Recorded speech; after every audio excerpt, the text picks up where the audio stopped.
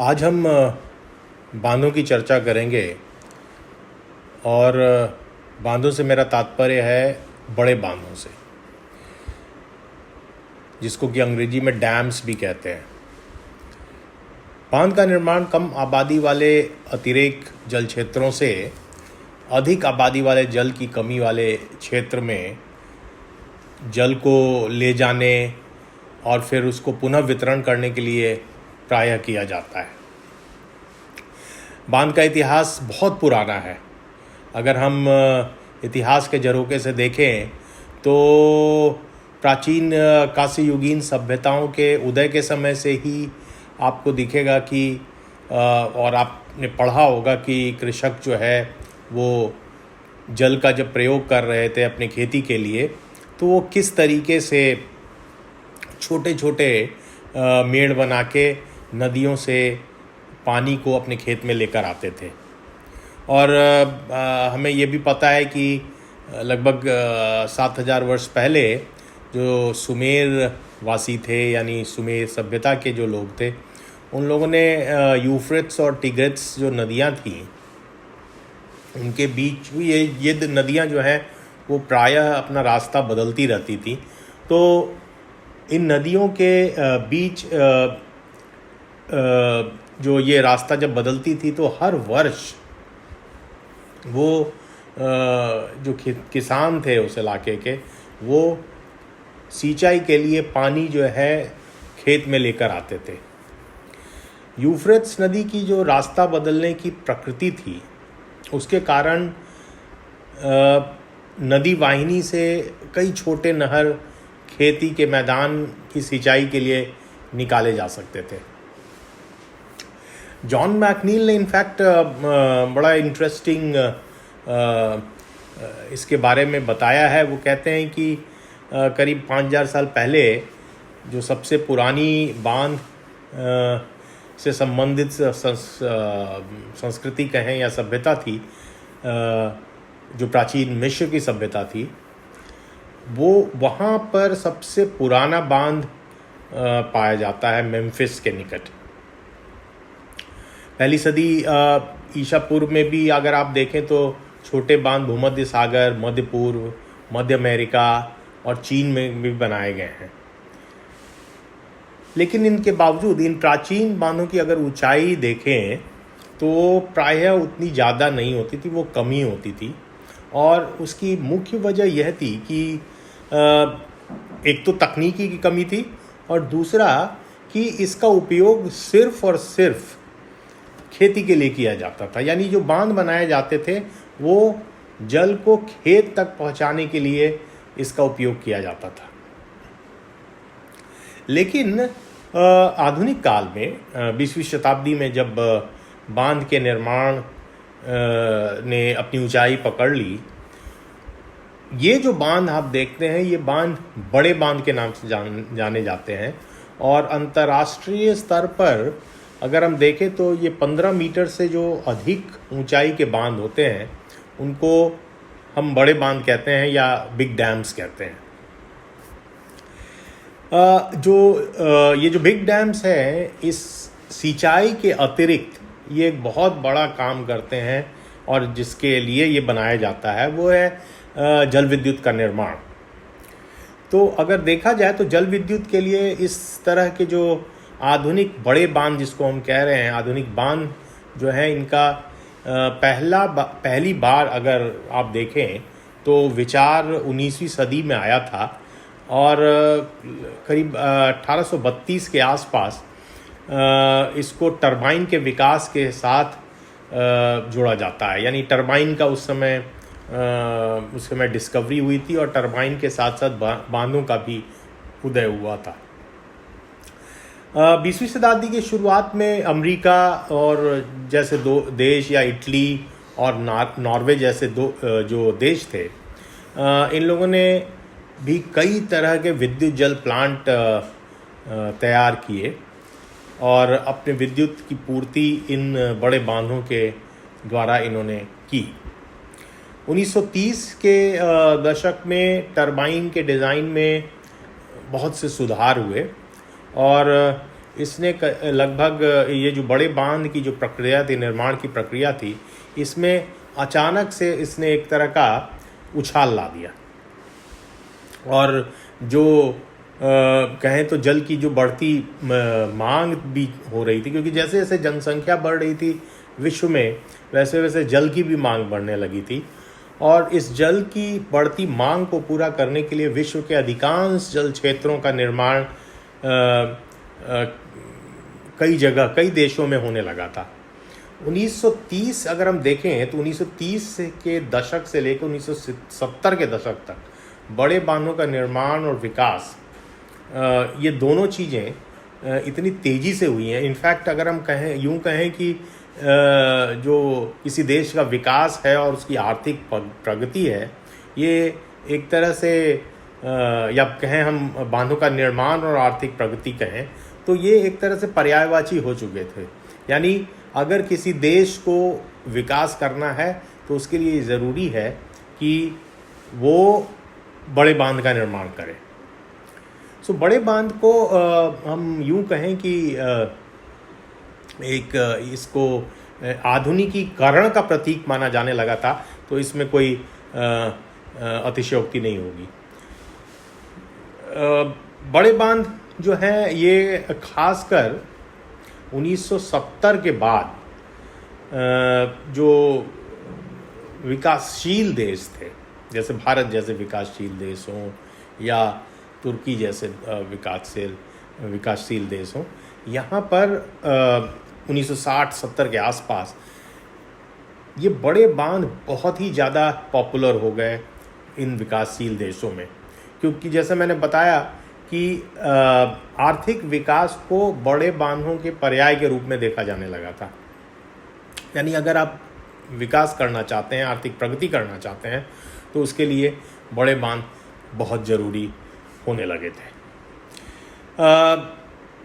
दूसरी तरफ अगर आप देखिए तो इस दौरान जब 1960 और 70 के दशक में बड़े बांध बनने लगते हैं विकासशील देशों में, और विकसित देशों में तो बन ही रहे थे, तो अंतर्राष्ट्रीय मुद्रा कोष जो है, यानी इंटरनेशनल मॉनेटरी फंड और वर्ल्ड बैंक यानी जो विश्व बैंक है, इन लोगों ने भी, इन दो संस्थाओं ने भी विकासशील देशों को बहुत बड़े कर्जों की आपूर्ति की। और क्योंकि विकासशील देशों के पास पैसे नहीं होते थे, तो इन दो बड़ी संस्थाओं ने बांध बनाने के लिए खूब कर्ज दिए भारत और अन्य जैसे इस तरह के विकासशील देशों को। और जैसा कि मैंने बताया कि ये जो बड़े बांध बनाने का और ये बड़े बांध निर्माण का की जो होड़ मची हुई थी पूरे विश्व में 1960 और 70 के दशक में, इससे भारत भी अपने को अलग नहीं कर सका। ये काल अगर आप देखें, ध्यान दें, तो वो भी काल है जब शीत युद्ध चल रहा है पूरे विश्व में। यानी अमेरिका और सोवियत रूस जो है, यानी सोवियत यूनियन, वो दोनों विभिन्न देशों को अपने में शामिल करने की कोशिश कर रहे हैं।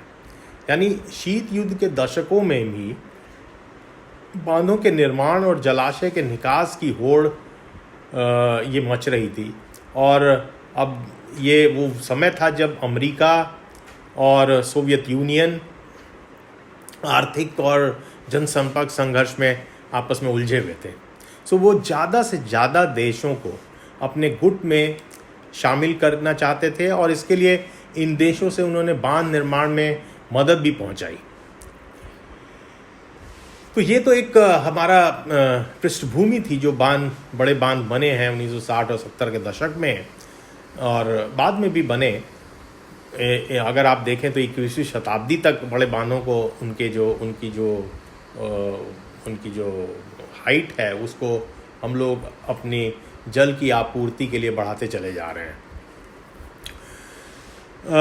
बांधों की उपयोगिता तो निसंदेह है, क्योंकि बांध बड़े उपयोगी होते हैं। आधुनिक बड़े बांध जो अगर आप देखें तो इसमें विश्व में अभी आज के दिन में देखा जाए तो हजारों की संख्या में बड़े बांध हैं, और इन बड़े बांधों को हम लोग कई बार बहुउद्देशीय बांध भी कहते हैं, मल्टीपर्पस डैम्स। बहुउद्देशीय इसको इसलिए कहा जाता है क्योंकि ये सिंचाई की आपूर्ति करते हैं। बांध बनाकर हम बाढ़ नियंत्रण भी करते हैं, और इनफैक्ट जब बांध हम बनाते हैं तो बांध को में जल को नियंत्रित करके हम जल विद्युत का भी निर्माण करते हैं। तो इसको हम इसीलिए मल्टीपर्पस डैम कहते हैं, क्योंकि इससे कई तरह की चीज़ें हम कर पाते हैं। जैसे बांधों के से हम घरेलू और औद्योगिक जल की भी आपूर्ति करते हैं, मत्स्य उत्पादन में भी या मत्स्य पालन में भी इसका उपयोग करते हैं। जो कनाल्स निकलती है बांध से, उसको हम लोग नौ परिवहन में सहायक के रूप में भी इस्तेमाल करते हैं। कहने का मतलब कि जो बड़े बांध बनाए गए या विश्व के विभिन्न कोनों में बनाए गए और विकासशील देशों में भी बनाए गए, इनके कई उपयोग थे और इसमें कोई दो मत नहीं है। अगर आप देखें तो जितने भी बड़े बांध बने उसमें 1/4 बांध तो ऐसे बांध हैं जो पूरी तरह से बिजली का निर्माण के लिए बनाए गए, और केवल यूरोप में ही करीब 40% ऐसे बड़े बांध हैं जो विद्युत बांध हैं, यानी सिर्फ और सिर्फ विद्युत के उत्पादन के लिए इनका प्रयोग किया जाता है। बांध ने मानव समाज को और की प्रगति में बहुत बड़ी भूमिका निभाई है, और इसमें कोई दो मत है ही नहीं। मानव ज़रूरत के लिए जल संसाधन पर भी ये जो जल संसाधन है उसको नियंत्रित करने में भी ये भूमिका निभाते हैं। और जैसा मैंने बताया कि ये जो बांध हैं कई बार बाढ़ की विभीषिका को भी बचाने में सक्षम है, क्योंकि कई बार बांध चूँकि नियंत्रण करता है जल के डिस्ट्रीब्यूशन को, तो पानी को बाढ़ जैसी स्थिति नहीं लाने देता है। इसके अतिरिक्त हम अगर उत्पादन के क्षेत्र में देखें तो ये एक चूँकि कंट्रोल्ड वाटर सप्लाई करता है, तो सिंचाई में भी ये बहुत मदद पहुंचाता है, और कई ऐसे इलाकों में पानी पहुंचाने में सक्षम होता है जहां की ज़मीन उतनी ज़्यादा उर्वरक नहीं है, या फिर ऐसी ज़मीन जहां पर वर्षा नहीं होती है, तो उन इलाकों में भी पानी पहुंचाया जा सकता है। इसके अतिरिक्त कई बार ऐसा भी होता है कि पहले हम जिन खेतों में दूसरी फसल का उत्पादन नहीं कर पाते थे क्योंकि उस समय बारिश नहीं होती थी, तो अब हम वहाँ दूसरी फसल भी उसके कारण उत्पादित कर पाते हैं, क्योंकि फसल के उत्पादन के लिए जो पानी की ज़रूरत है वो बांध के द्वारा छोड़ी गई जो कनाल्स हैं, उन कनाल्स के थ्रू खेतों में पानी पहुँचाया जा सकता है। लेकिन मैंने जैसा बताया कि जो बड़े बांध हैं वो सिंचाई से ज़्यादा जब 1960, 70 और 80 के दशक में बनाए जा रहे थे तो जल विद्युत ऊर्जा के लिए ज़्यादातर बनाए जा रहे थे, और आज के दिन में लगभग पूरे विश्व ऊर्जा का लगभग 19 से 20% जो ऊर्जा है वो जल विद्युत के द्वारा ही विभिन्न देशों में इसकी पूर्ति होती है। कई देश तो ऐसे हैं जहां 90% तक ऊर्जा जो है वो बांधों से आती है। तो बांध जो है वो न केवल सिंचाई में उपयोगी हैं, न केवल इस तरह के विद्युत उत्पादन में उपयोगी हैं, बांध नदी के बाढ़ को भी नियंत्रित करते हैं, क्योंकि अतिरेक जो जल है, जो एक्स्ट्रा जल है, जो सरप्लस वाटर है, उसको वो सूखाग्रस्त क्षेत्र में उस डाइवर्ट कर सकते हैं, और फिर बाढ़ की जो विभीषिका आ सकती है उससे हम बच सकते हैं। तो कहने का मतलब कि बाढ़ के अपने फ़ायदे तो ज़रूर हैं, लेकिन एक समाजशास्त्री के रूप में अब देखें तो देखिए, जब बांधों का निर्माण किया गया था और बांध की जो तकनीक लाई गई थी, तो ये साइंटिस्ट ने इस तकनीक को निकाला था, और साइंटिस्ट ये कहते थे कि हम लोग टेक्नोलॉजी के थ्रू कुछ भी कर सकते हैं, और देश का विकास हो या कोई भी तरह जो मनुष्य की ज़रूरतें हैं वो हम टेक्नोलॉजी के थ्रू पूरा कर सकते हैं। लेकिन अगर एक सोशल साइंटिस्ट की नज़र से देखें तो तकनीक, जितनी भी टेक्नोलॉजीज़ है, वो अपने साथ समस्याओं को लेकर आता है। सो बांध भी, और एक सोशल साइंटिस्ट उन समस्याओं को समझने की कोशिश करता है। सो बांध की जो टेक्नोलॉजी है वो भी अपने साथ कई समस्याओं को लेकर आती है। तो अब हम उन समस्याओं के बारे में समझते हैं कि वो समस्याएं क्या हैं।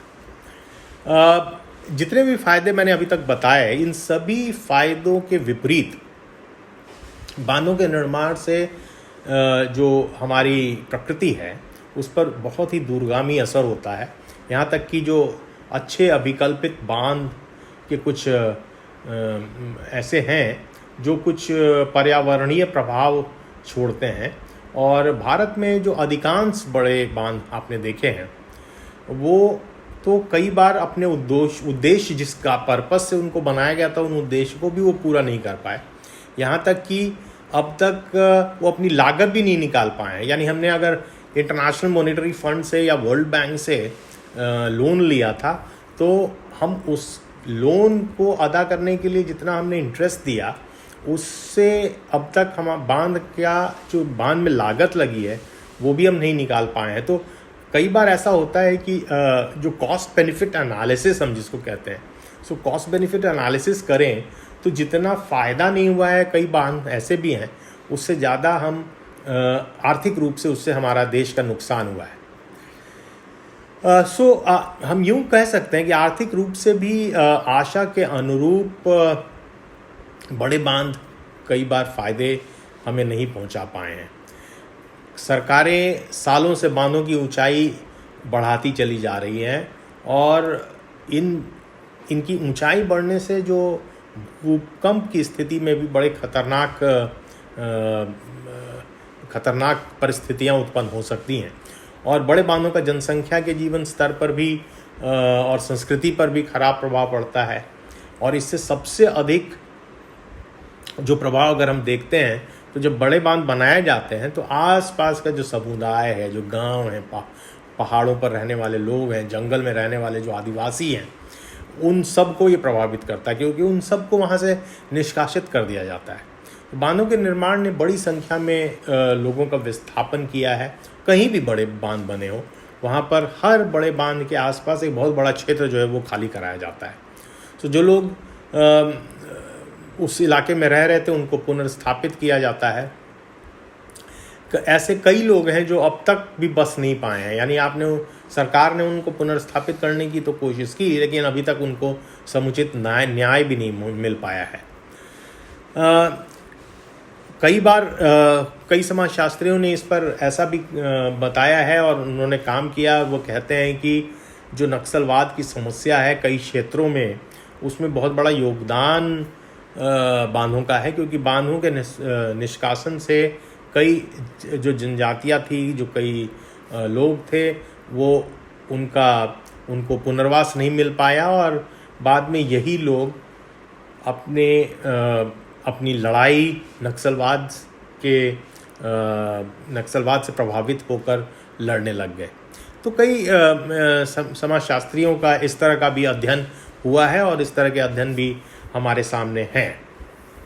हालांकि इन सारे अध्ययनों को हमें क्रिटिकली भी देखने की ज़रूरत है, लेकिन एक समाजशास्त्री के लिए ज़रूरी होता है कि हम हर तरह के विचारों को पढ़ें। ये जो एक विचार है ये भी एक बहुत ही पॉपुलर विचार है जो बांधों के नुकसान के रूप में जिसको देखा जाता है और समाजशास्त्री उसको पढ़ते हैं। बांधों के बनने से जो वन्य जीवन है वो भी प्रभावित होता है और इसके वजह से जो जलीय जीव विविधता है उसका भी ह्रास होता है।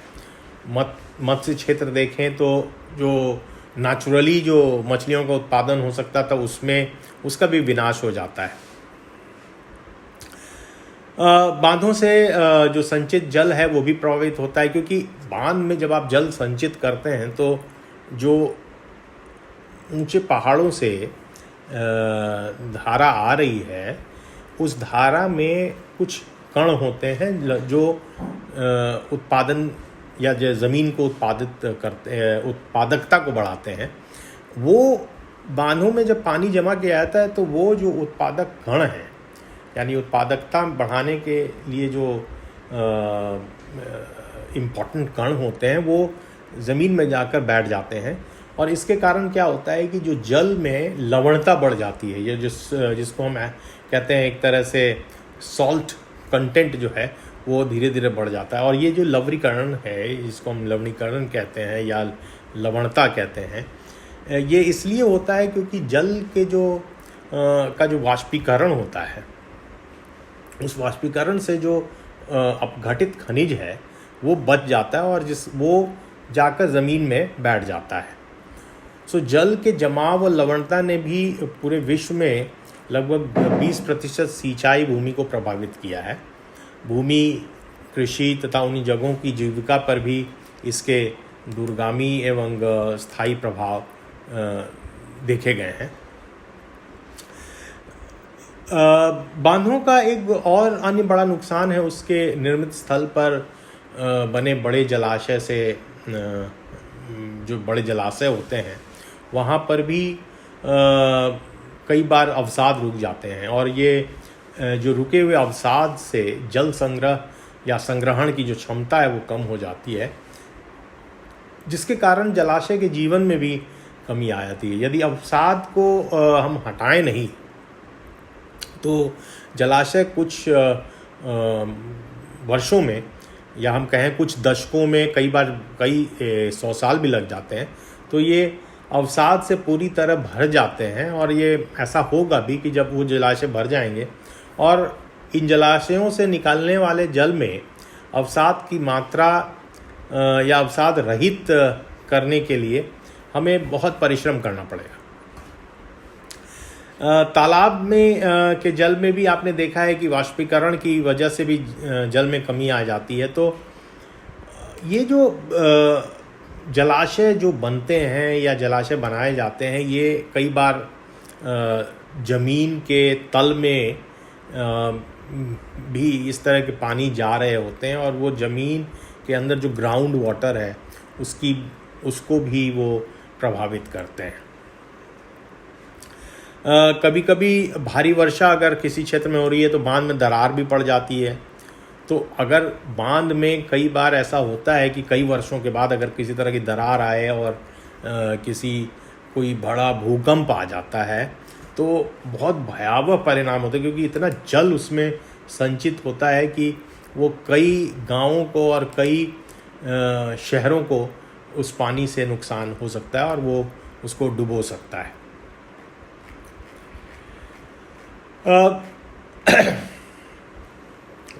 बड़े बांधों के निर्माण का एक मुख्य प्रभाव बड़ी मात्रा में स्थानीय जनसंख्या का, उनकी जो पारंपरिक जो उनका रहने की जगह है उसका विस्थापन है।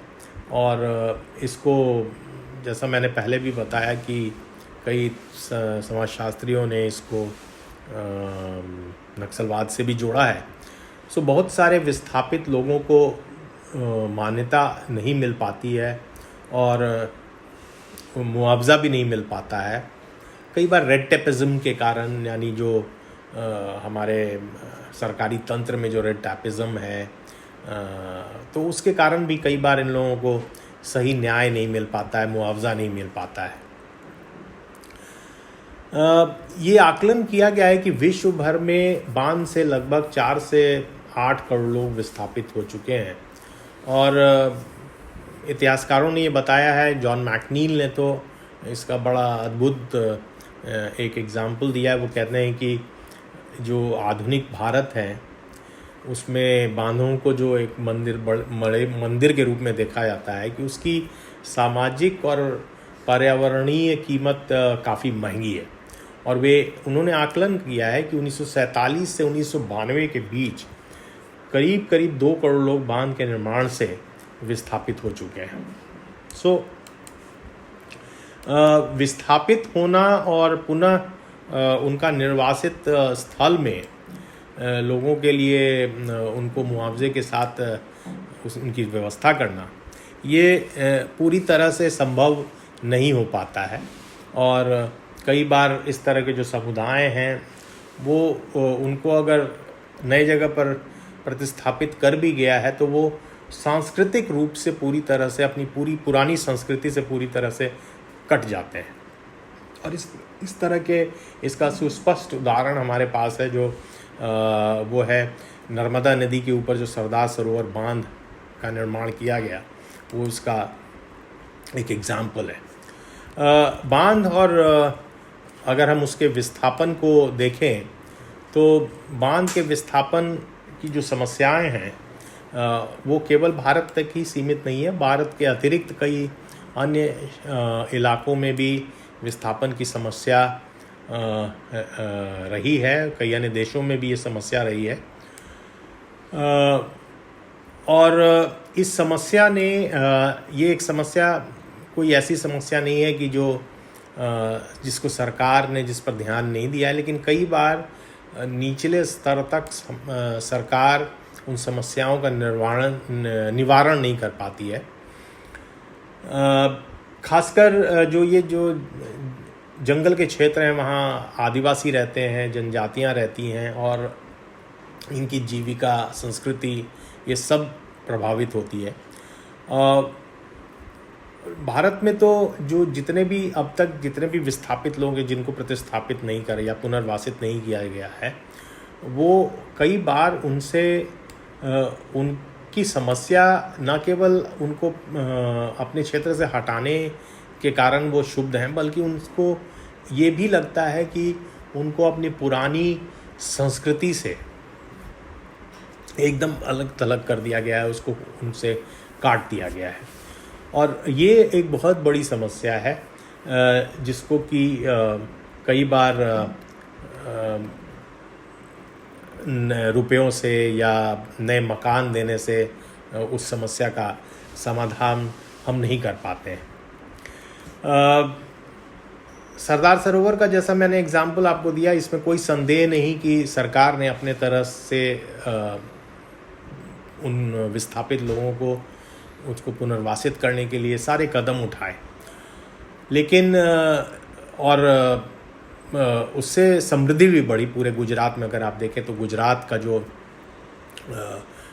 पूरा उत्तरी गुजरात वाला क्षेत्र है, जहाँ पर पानी नहीं पहुँच पाता था या किसी तरह की नदी नहीं है, व्यवस्था नहीं है, तो बाढ़ ये जो बांध के निर्माण हुए उससे अब जल पहुँच पा रहा है और वहाँ पर भी खेती संभव हो पाई है, उन इलाकों में भी हो पाई है। लेकिन इस समस्या ने एक ऐसे पॉपुलेशन को जन्म दिया है जो अब पूरी तरह से बांध पर आधारित है, यानी बांध से जो पानी आ रहा है उस पर आधारित एक बहुत बड़ी जनसंख्या तैयार हो चुकी है। यानी किसी भी दिन किसी तरह की समस्या होती है या नदी के जल की आपूर्ति उतनी नहीं हो पाती है और बांध में पानी नहीं जमा हो पाता है, तो वो जो नए इलाके हैं, जैसे मैंने बताया कि उत्तरी गुजरात का क्षेत्र है, अगर उस उत्तरी गुजरात में किसी तरह से पानी नहीं पहुंच पाता है नहर का, तो ये जनसंख्या रिवोल्ट कर सकती है। कई दशकों के बाद वो जो नई जनसंख्या वहाँ आएगी या जो दूसरा जनरेशन आएगा, वो पानी को अपना राइट लेक समझ के पैदा हुई है और वो पानी को राइट के रूप में समझेगी। तो कई बार सरकार को भी इन समस्याओं को फेस करना पड़ सकता है और एक बहुत बड़ी समस्या फ्यूचर में आ सकती है, क्योंकि अब जैसा हम देख रहे हैं कि जलवायु परिवर्तन के कारण, ग्लेशियर्स के पिघलने के कारण नदियां जो हैं वो उनमें जो जल प्रवाह है उतना ज़्यादा नहीं है और धीरे धीरे उसमें कमी आ रही है। इन कमियों के कारण ये संभव है कि जो बांधों की जो ऊंचाई हमने बढ़ाई है और जो जल की आपूर्ति हमने दूर के क्षेत्रों तक पहुंचाई है, उसमें कहीं ना कहीं समस्या उत्पन्न हो। तो इन समस्याओं को भी ध्यान में रखकर समाजशास्त्री उसकी तरफ इशारा करते हैं और वो बताते हैं कि बड़े बांध कई बार अपने साथ कई प्रकार की समस्याओं को लेकर आते हैं। बड़े बांध के निर्माण की एक और बहुत बड़ी समस्या है इससे होने वाली पारिस्थितिकी की क्षति, और इसका एक बहुत बड़ा एग्जाम्पल है कोलोराडो जो नदी है, ग्रैंड कैनियन में जो बनाया गया उसका, वहाँ जो बड़े बांध के बढ़ने से जो समस्या उत्पन्न हुई वो हमारे लिए एक उदाहरण है। जो बड़े बांध के निर्माण से नदी पर होने वाला प्रभाव है वो ग्रैंड कैनियन के एग्जाम्पल से समझा जा सकता है। 1963 में ये ग्रैंड कैनियन बांध बनाया गया था।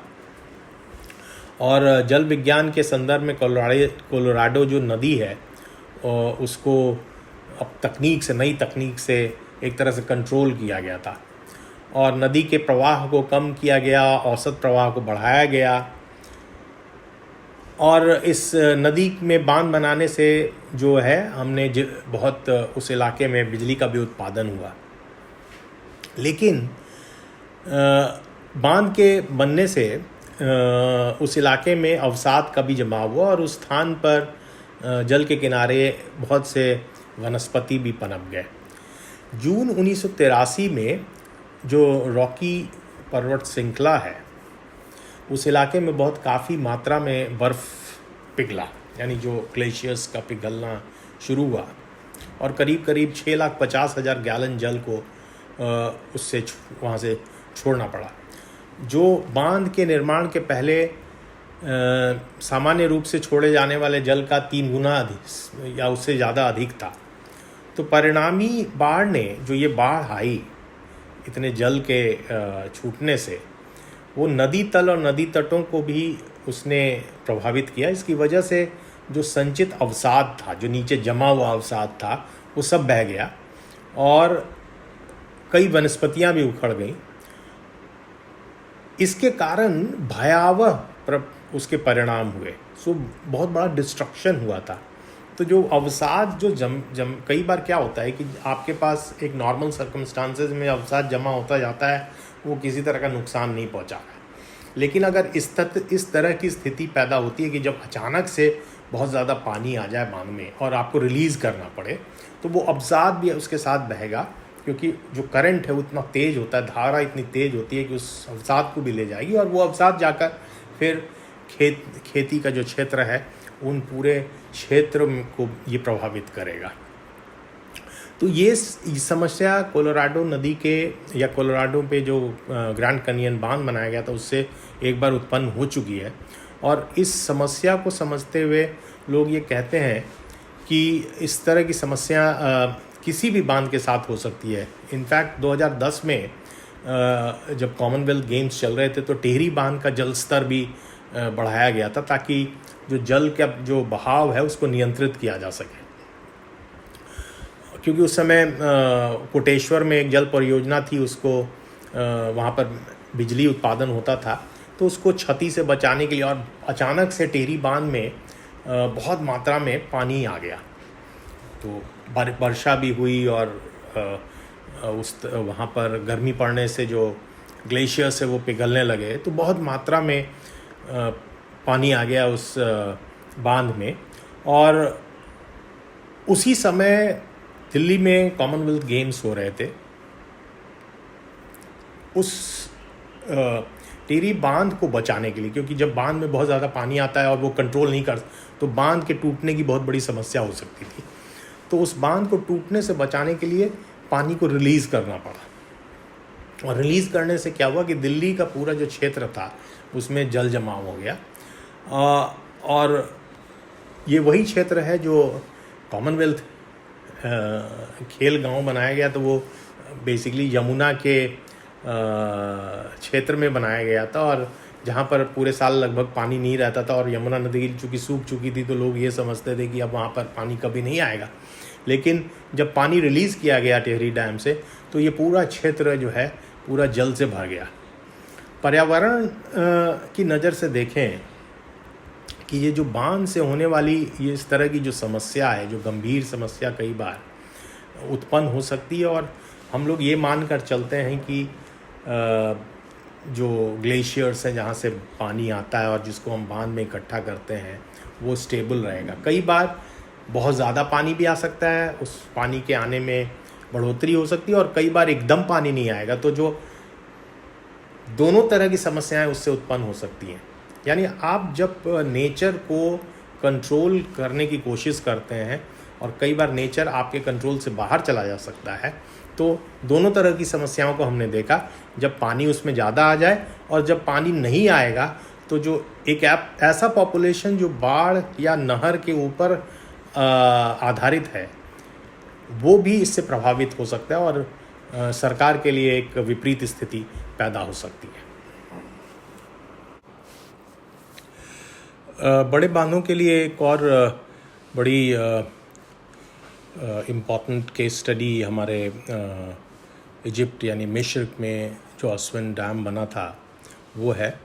और अगर आप अस्वन डैम को देखें, ये बहुत बड़ा डैम है। इसकी ऊंचाई करीब 111 मीटर है और ये नील नदी पर अवस्थित है, जो इजिप्ट का जो नॉर्दर्न बॉर्डर है और सूडान उसके बॉर्डर पर ये अवस्थित है।